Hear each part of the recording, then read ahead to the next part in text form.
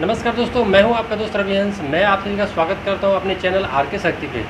दोस्तों, आज जो मैं आपको कहानी सुनाने वाला हूं दोस्तों, बहुत ही मोटिवेशनल स्टोरी है दोस्तों। जी हां, आज की इस कहानी का सार है पैसों की लालसा। दोस्तों, आज की कहानी की शुरुआत करने से पहले मैं आप सभी को एक बहुत ही इंपॉर्टेंट नोटिस मैं आप लोगों को बता देता हूँ दोस्तों। जो लोग अभी तक अपने फ़ोन में आरोग्य सेतु ऐप को इंस्टॉल नहीं किया दोस्तों, मैं उन सभी लोगों से रिक्वेस्ट करूँगा कि इस एप्लीकेशन को अपने फ़ोन में जल्द से जल्द इंस्टॉल कर लें। अगर आप कहीं भी बाहर जा रहे हो दोस्तों, तो आपके फ़ोन में इस एप्लीकेशन का होना बहुत ही ज़्यादा ज़रूरी है। ये भारत सरकार का निर्देश है, हर व्यक्ति के फ़ोन में आरोग्य सेतु ऐप का होना ज़रूरी है। दोस्तों, ये ऐप आपको कोरोना से जुड़े हर एक जानकारी आपको देते रहता है। दोस्तों, इस एप्लीकेशन को आप प्ले स्टोर से आप इजीली डाउनलोड कर सकते हैं, या मैंने एप्लीकेशन का लिंक डिस्क्रिप्शन बॉक्स में दे रखा है दोस्तों, आप वहां से डाउनलोड कर सकते हैं। ये एप्लीकेशन आप लोगों के लिए, हम सभी लोगों के लिए बहुत ही ज़्यादा ज़रूरी है। तो दोस्तों, चलते हैं आज की हम अपनी कहानी की शुरुआत करते हैं। जो लोग हमारे इस वीडियो को पहली बार देख रहे हैं, प्लीज़ हमारे इस वीडियो को लाइक कर दीजिएगा, हमारे इस चैनल को सब्सक्राइब कर दीजिएगा, साथ ही बेल आइकन को जरूर दबा दीजिएगा दोस्तों। ऑल नोटिफिकेशन को ऑन जरूर कर लीजिएगा। तो दोस्तों, चलते हैं अपनी कहानी की शुरुआत करते हैं।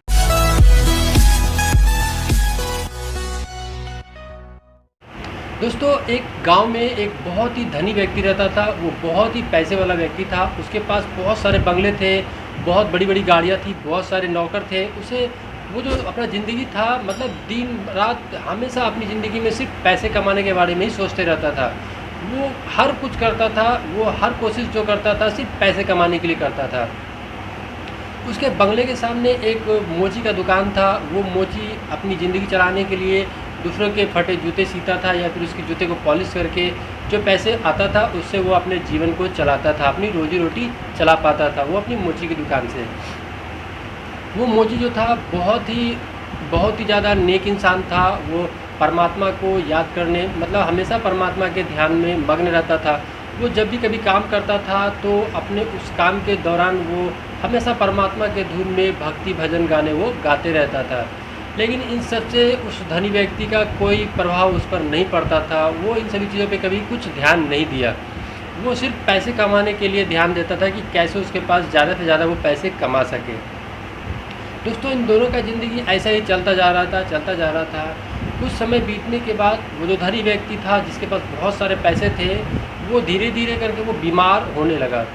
दोस्तों, एक दिन वो इतना बीमार हो गया कि अब उससे कुछ काम नहीं हो पा रहा था, और वो बहुत ज़्यादा उसमें बीमार पड़ गया था। वो धनी व्यक्ति इतना ज़्यादा बीमार हो गया कि उसने शहर से डॉक्टर्स को बुलाए अपनी इलाज कराने के लिए। लेकिन जितने भी डॉक्टर लोग आए तो उसका इलाज करने में नाकामयाब हो गए। उसके स्वास्थ्य को ठीक नहीं कर पाए वो डॉक्टर लोग। इसका दिन पर दिन धनी व्यक्ति का जो था स्वास्थ्य बिल्कुल बिगड़ता जा रहा था, बहुत ज़्यादा ये, और इसका तबीयत ख़राब होते जा रहा था।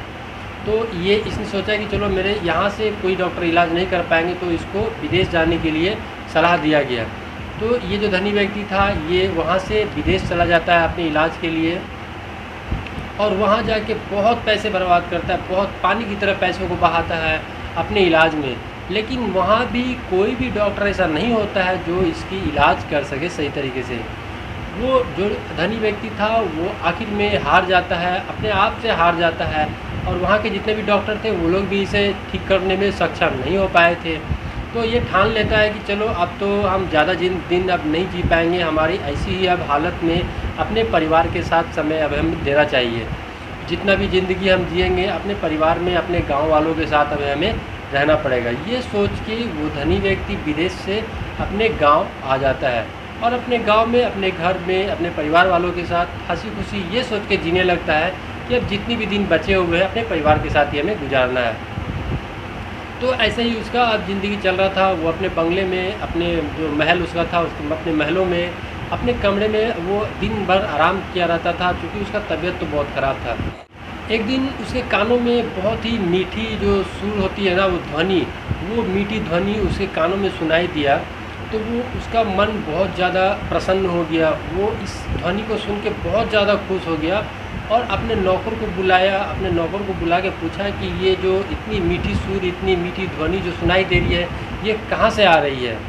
तो उसका जो नौकर था, धनी व्यक्ति का जो नौकर था, वो नौकर बोलता है कि साहब, अपने बंगले के सामने एक मोची है, उस मोची की, वो मोची वाला अपने दुकान पे बैठ के परमात्मा की भक्ति में भक्ति गाने गाते रहता है। आप अगर आप बोलो तो मैं उसे बोल देता हूँ ऐसा ना करे, वो नहीं गाएगा, मैं उसे मना कर दूँगा। तो इस पर उसका जो सेठ था, उसका जो मालिक था, वो बोलता है कि नहीं उसे गाने दो, वो बहुत अच्छा गा रहा है। ऐसा करते हुए उस नौकर को बोलता है तुम चले जाओ, और वो नौकर वहाँ से चला जाता है। दोस्तों ये जो मतलब बहुत धनी व्यक्ति था, ये धनी व्यक्ति उस मोची की जो सुरीली आवाज़ थी, जो सुरीली ध्वनि में जो गाने जो गा रहा था मोची, उसकी आवाज़ को सुन के वो इतना खुश होता था कि खुशी से ही उसका जो बीमारी था वो आधा से ज़्यादा ठीक हो गया था। मतलब उसका इलाज धीरे धीरे अब सही होने लगा था। मतलब वो दिन प दिन अब स्वस्थ होते गया, और एक दिन ऐसा है कि वो बिल्कुल पूरी तरह से स्वस्थ हो गया। उसने अपने नौकरों को बोला कि जाओ उस मोची को बुला के लाओ। मोची जैसे ही सेठ के पास आता है, वो धनी व्यक्ति बोलता है कि मैंने बड़े से बड़े डॉक्टर से इलाज किया करवाया, बड़े से बड़े डॉक्टर के पास गया, और मैंने विदेश में भी जाके हमने अपनी इलाज करने के लिए बहुत कोशिश की, लेकिन किसी ने भी मेरा इलाज नहीं कर पाया। तुम्हारी ध्वनि में, तुम्हारे भजन में ऐसी कौन सी ताकत है जिससे मेरा इलाज हो गया, मैं स्वस्थ हो गया। ये कहकर उस धनी व्यक्ति ने उस मोची को 10,000 रुपये इनाम के तौर पे उसे पैसे दे दिया। वो मोची बहुत ज़्यादा खुश था उस पैसे को लेके। वो पैसे लेके खुशी खुशी वहाँ से अपने घर चला जाता है, और वो रात भर सोचते रहता है कि वो इस पैसे का अब करेगा क्या। दोस्तों ये इस पैसे के बारे में सोच सोच के 2-3 दिन हो जाता है, ये सोच सोच के पागल हो जाता है कि अब उस पैसे का क्या करेगा। क्योंकि वो मोची था, वो रोज़ 2 पैसे 4 पैसे कमाने वाला व्यक्ति था। उसे अब इतने सारे पैसे दिख गए तो उसके दिमाग में कुछ काम नहीं कर रहा था कि वो उस पैसे का क्या करेगा।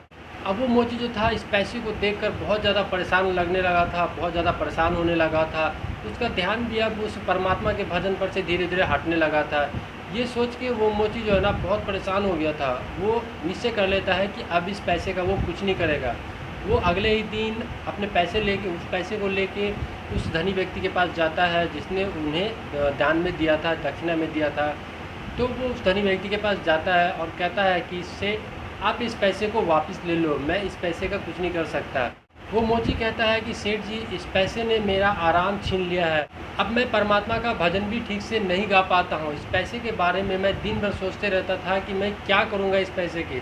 इस पैसे ने मेरा आराम, चैन सब कुछ छीन लिया है, इसलिए सेठ आप इस पैसे को आप ही रख लो, मैं इस पैसे का नहीं यूज कर सकता हूँ। ये सोच के वो मोची इन पैसों को उस धनी व्यक्ति के हाथ में दे देता है। कहता है सेठ आप इस पैसे को रख लो, इस पैसे ने मेरा चैन, आराम सब कुछ छीन लिया है।